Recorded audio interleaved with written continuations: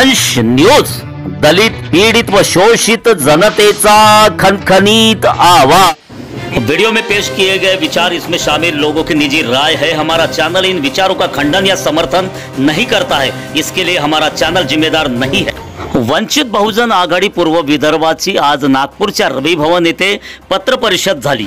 या महत्त्वपूर्ण पत्रकार परिषदेला केंद्रीय सदस्य ॲडव्होकेट सुजाताताई वाल्देकर, कुशल मेश्राम, राज्य कार्यकारी सदस्य तसेच पूर्व विदर्भ संयोजक विवेक हाडके, अरविंद सांदेकर, मुरलीधर मेश्राम, प्रफुल्ल मानके, राहुल वानखेडे, बाळू टेंभुर्णे, डॉक्टर अविनाश नान्हे, हितेश मडावी, प्रशांत नगरकर, प्रमोद नेवारे, डॉक्टर आम्रपाली वानखेडे, सिद्धांत पाटील, धम्मदीप लोखंडे आदी उपस्थित होते। या प्रसंगी वंचित बहुजन आघाडीचे कुशल मेश्राम, भगवान भोंडे यांनी पत्र परिषदेमध्ये बोलताना सांगितले की आगामी स्थानिक स्वराज्य संस्थांच्या निवडणुकांमध्ये भाजपला रोखण्यासाठी समविचारी संघटना आणि पक्षांसोबत आम्ही युती करणार। ते पुढे म्हणाले की बाळासाहेब आंबेडकरांना मानणारा वंचित समूह लाखोंच्या घरात असून आंबेडकरी समाज बाळासाहेबांच्या मागे आहे। रिपब्लिकन सेना नेते आनंदराज आंबेडकर हे भाजप शिंदे सेना सोबत गेल्याने आंबेडकरी समाज त्यांच्या पाठीमागे नाही, फक्त बाळासाहेब आंबेडकरांच्या मागे आहे। प्रत्येक पक्षामध्ये इनकमिंग आणि आउटगोइंग सुरू असते। वंचित सोडून गेलेले हे कावळे असून आम्ही बाळासाहेबांचे मावळे आहोत, असाही दावा वंचित नेत्यांनी या प्रसंगी व्यक्त केला। आगामी स्थानिक स्वराज्य संस्थांच्या निवडणुकांमध्ये आम्ही विजयी घोडदौड करणार, असे कुशल मेश्राम आणि भगवान भोंडे यांनी पत्रकार परिषदेमध्ये व्यक्त केले। पूर्व विदर्भाचे संयोजक विवेक हाडके, अरविंद सांदेकर, राजू लोखंडे, प्रफुल्ल मानके, मुरलीधर मेश्राम, राहुल वानखेडेजी, बाळू टेंभुर्णे, नान्हे, किशोर खैरकर, डॉक्टर अविनाश नान्हे, हितेश मडावी, प्रशांत नगरकर, प्रमोद नेवारे, डॉक्टर आम्रपाली वानखेडे हे सर्व पूर्व विदर्भाचे संयोजक आणि राज्यकारणी सदस्य आहेत। आम्ही येणाऱ्या काळामध्ये आता ठरवलं आहे की या बैठकीमध्ये वंचित बहुजन आघाडीच्या पूर्व अध्यक्ष म्हणून तसेच या बैठकीत येणाऱ्या महानगरपालिका, जिल्हा परिषद, पंचायत समिती, नगर परिषद निवडणुकाबद्दल पक्षाने फार मोठी तयारी केलेली आहे। या बैठकीत पूर्व विदर्भाच्या 6 जिल्हा अध्यक्षांना व तालुका अध्यक्षांना, सर्व शहर अध्यक्षांना पुढे निवडणुकींना वाचायला कशी येईल याबद्दल आम्ही दिशानिर्देश दिलेले आहेत। येणाऱ्या निवडणुकीत काही समविचारी पक्षासोबत मिळून निवडणुका लढवण्याचा आमचा मानस घेतला आहे। जर युती झाली नाही तर आम्ही सोबळावर पूर्व विदर्भामध्ये 6 जिल्ह्यामध्ये सोबळावर निवडणुका लढणार आहोत। येणाऱ्या निवडणुकीत भारतीय जनता पक्ष व त्याचे मित्र पक्षांना कसे पराजित करता येईल यावर मंथन करण्यात आलेले आहे। सर्व जिल्ह्यामध्ये उमेदवाराची चाचपणी सुरू आहे। तसेच मोठ्या संख्येने आमच्याकडे पक्षाचे कार्यकर्ते उमेदवारीसाठी पक्षाकडे अर्ज करीत आहेत। या बैठकीमध्ये सर्व संयोजकांनी येणाऱ्या या आठवड्यापासून सर्व जिल्ह्याचे दौरे करण्याचे ठरवलेले आहे आणि येणाऱ्या काळामध्ये आम्ही मोठ्या ताकदीने सर्व विदर्भामध्ये ज्याप्रमाणे पक्ष बळकट व्हायला हवा त्याप्रमाणे होताना दिसत नाही। पक्ष बळकट होता आहे ना सर, तसं दिसत नाही। आता सगळ्या जिल्ह्यामध्ये आमच्या बॉड्या आहेत, सर्व विधानसभा बॉड्या आहेत, परंतु निवडणूक काळामध्ये जसे सत्तेत यायला हवे, निवडणुकीमध्ये निवडून यायला हवे त्याप्रमाणे त्या निवडणुकीमध्ये आमचे जे मुद्दे होते ते सगळे काँग्रेस बीजेपीने हायजॅक केले। त्यामुळे आम्ही निवडणूक लढलो त्याच ताकदीने आणि आमचा जो वोट बेस होता तो आहे आमच्याजवळ। आपण निवडणूक जिंकण्यासाठी लढताय की दुसऱ्या पार्ट्या जिंकवण्यासाठी निवडणूक? आम्ही सुद्धा जिंकण्यासाठी लढतो ना, दुसऱ्याला कशाला जिंकून आम्ही।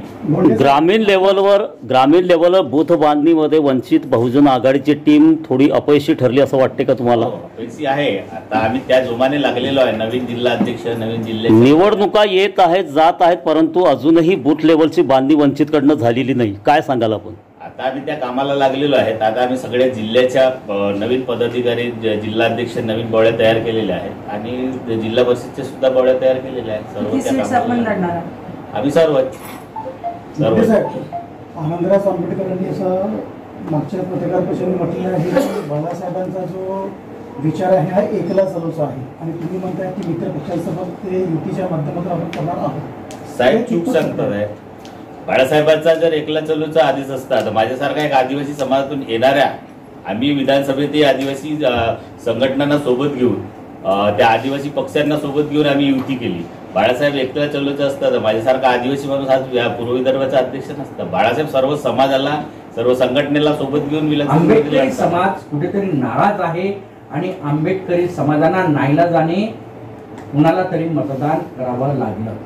वाटत नाही का तुम्हाला की प्रकाश आंबेडकर साहेब कुठेतरी समाजाची दिशाभूल करत आहेत? हे तुमचं चुकीचं वक्तव्य आहे. बाळासाहेब आंबेडकर हे कायम या महाराष्ट्रामध्ये मित्रपक्षाशी बसून भारतीय जनता पार्टीला आपण थांबवलं पाहिजे म्हणून त्यांनी आटोकाट प्रयत्न केला. लोकसभेमध्ये झालेला संवाद, काँग्रेस आणि महाविकास आघाडीसोबत झालेला संवाद हा सर्वांना सर्वश्रुत आहे.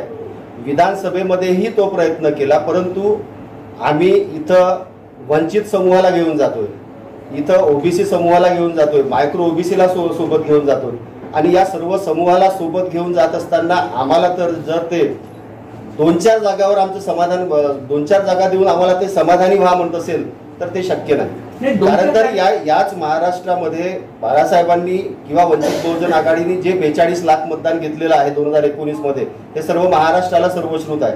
राहिला प्रश्न की सीट संदर्भात, जेव्हा जेव्हा लोकसभेच्या निवडणुकीच्या वेळेस वाटाघाटी चालल्या तेव्हा पक्षांनी 12 सीट्सची मागणी केली होती. कधी कधी महाविकास आघाडीचा एक पक्ष 3 सीट्सची डिमांड दिली म्हणून आम्ही सांगतो, दुसरा पक्ष 5ची सांगतो, तिसरा पक्ष 6ची सांगतो. म्हणजे त्यांच्यामध्येच समन्वय नव्हता की आम्ही वंचित बहुजन आघाडीला नेमकं किती सीट्सची नाही का आम्ही ऑफर दिली आहे. म्हणून फक्त जनतेला गुमराह करून वंचितला बाहेर ठेवण्याचा त्यांचा प्रयत्न होता आणि तो प्रयत्न त्यांनी केला. काही जिल्ह्यांमध्ये आपली BRSP आणि BSP या पक्षांच्या लोकांसोबत आपली एक बैठक झालेली आहे आणि समोरच्या बैठकीमध्ये आता ते क्लिअरन्स येईल की आपण नेमकं जागा वाटपाचं कसं स्वरूप असणार आहे, कोणत्या कोणत्या भागामध्ये. ते आम्हाला स्टेट कमिटीला पहिले सांगायचं, जिल्हा कमिटीला ते मीटिंग्समध्ये ठरवून स्टेट कमिटीकडे तो प्रस्ताव पाठवायचा आहे आणि त्यानंतर तिकडनं जर अप्रुव्हल आलं तर आम्ही त्या जिल्ह्यामध्ये ज्या ज्या पार्टीशी आमचा समन्वय होत आहे त्या पार्टीसोबत आम्ही सीट. महाविकास आघाडीचे प्रमुख नेते म्हणून ज्यांनी वारंवार तिथं काम केलं आहे, शिवसेनेचे संजय राऊत यांचे जे स्टेटमेंट्स आहेत ना, ते स्टेटमेंट मी तुम्हाला व्हॉट्सअपला पाठवतो.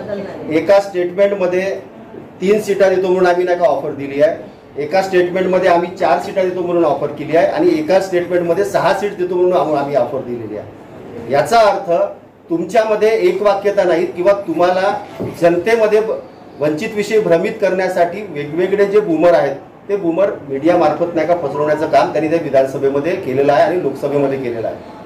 म्हणून मी तुम्हाला सांगतो की बाळासाहेबांनी स्पष्ट सांगितलं की आम्ही जिल्हा स्तरावर अधिकार दिले, त्याच्यामुळे येणाऱ्या स्थानिक स्वराज्य संस्थेच्या निवडणुकामध्ये जिल्हा कमिटी ही फायनल करणार आहे की आम्हाला आमच्या जिल्ह्यामध्ये कुणाची युती करायची आहे आणि तसे ते प्रस्ताव राज्य कार्यकारिणीकडे पाठवणार. प्रश्न असा आहे की आंबेडकरी समाजाची अशी एक भावना निर्माण झालेली आहे की समविचारी जे आंबेडकरी संघटना आहेत, खास करून जे पक्ष आहेत आपले, मग रिपब्लिकन पक्षाची विविध गट असो किंवा मग आपल्या रिपब्लिकन सेना असो किंवा बसपा असो, यांच्यासोबत कुठेतरी युती झाली पाहिजे अशी एक भावना आहे. तर त्या पार्श्वभूमीवर तुमची काय भूमिका राहणार हे सांगा. आंबेडकरी समूहाला समाजालाही कळलंय की संपूर्ण महाराष्ट्रात बाळासाहेबाशिवाय कुठलाही आंबेडकरी नेता उरलेला नाही, म्हणून यावेळी आंबेडकरी समाजही बाळासाहेबांसोबतच राहणार आहे आणि सगळा आमचा आदिवासी असो. तुम्ही म्हणता की संघटन बांधू, पण रवी शेंडे सारखे हे निघून गेलेत ना साहेब. पा गेले ते कावळे आणि आहेत ते आंबेडकर शिवराया यांचे मावळे, आणि त्या विषयावर बोलायच नाही आम्हाला. रवी शेंडे गेले हे कावळे असं तुम्हाला? रवी शेंडेला कावळे थोडी म्हणतो, जे गेले ते कावळे,